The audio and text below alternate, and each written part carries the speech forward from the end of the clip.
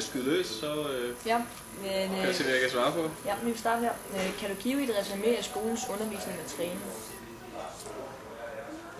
Ja, altså deres... Ja. Men 8-12 år, der er stort set alt lagt an på teknisk træning. Okay. Alle spillerne har en bold hver til træning. Ja. Bolde også i forskellige størrelser, som de skal... ja, altså de laver finter med, laver også finter med tennisbolde for eksempel. Ja, okay.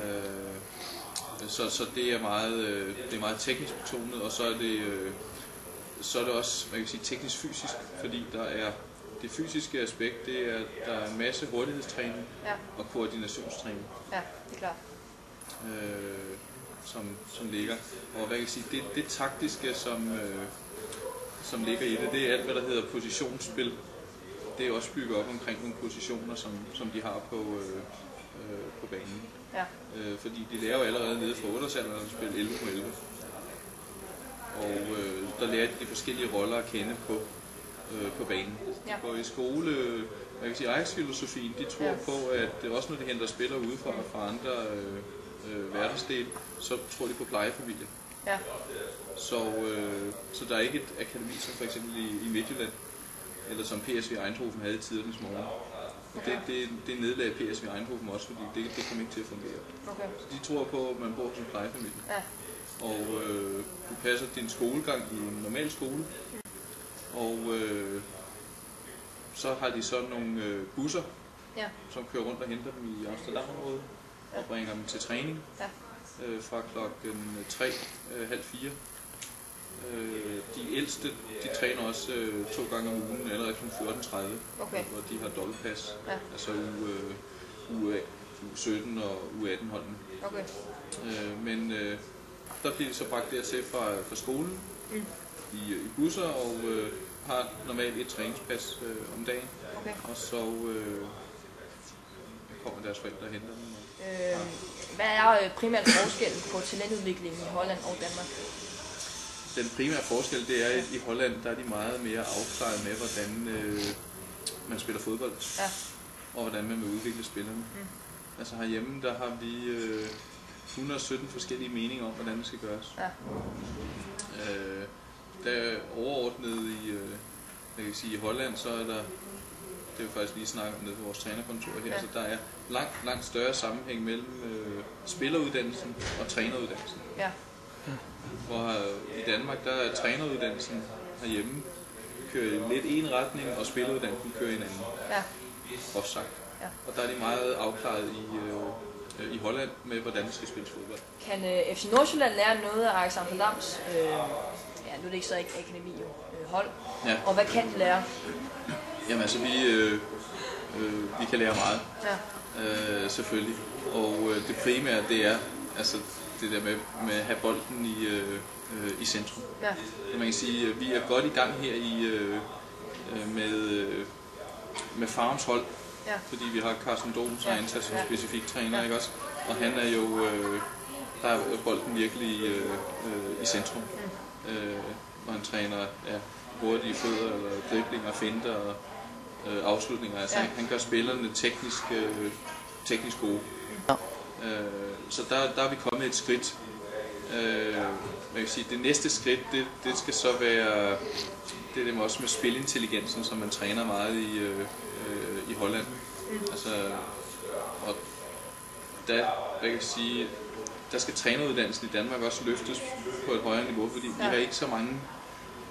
Der er for få trænere i dansk fodbold, som groft sagt har forstand på fodbold. Altså, de er ikke dygtige nok til at læse spillet. Den højeste licens, det er P-licens, ikke? Jo. Der er ikke så mange, der har den. Jo, altså der er mange, der er ved at have den. Men selvom du har P-licens, så vil jeg være så grov at sige, at der er mange danske trænere, der har P-licens, men som ikke er så gode til at læse spillet. Nej.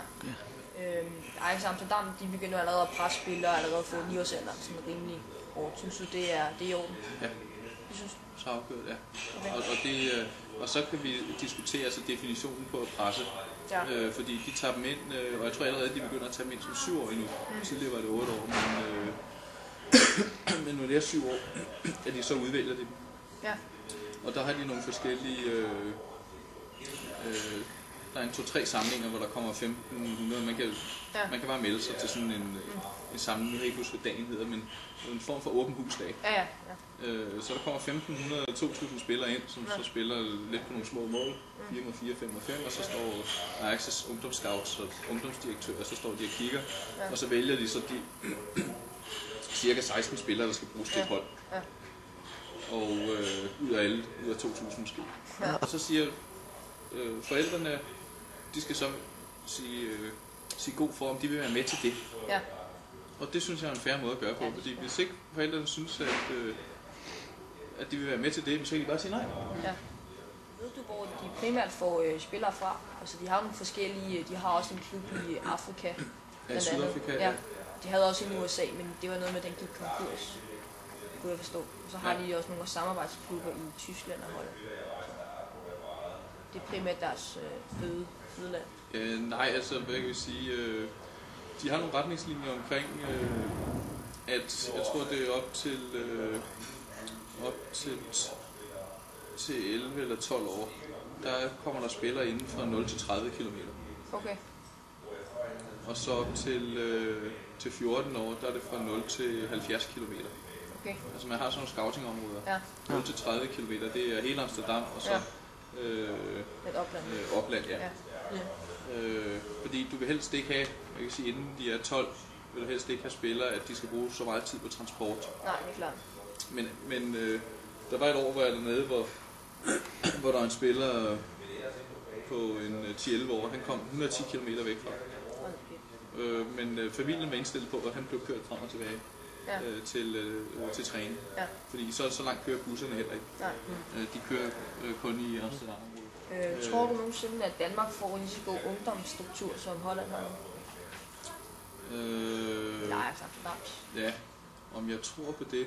Jo, altså det kommer på et tidspunkt. Okay. Og jeg både tror og håber det. Så, men jeg kan sige, vi er stadigvæk 20 år bagefter. Okay.